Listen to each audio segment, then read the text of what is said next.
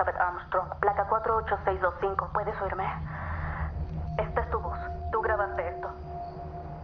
Sé que es confuso, pero si quieres vivir harás exactamente lo que te diga. Atrás de ti hay algo que parece una persona. No lo desates. No mires su cara. Lo que hay en la bolsa no es humano.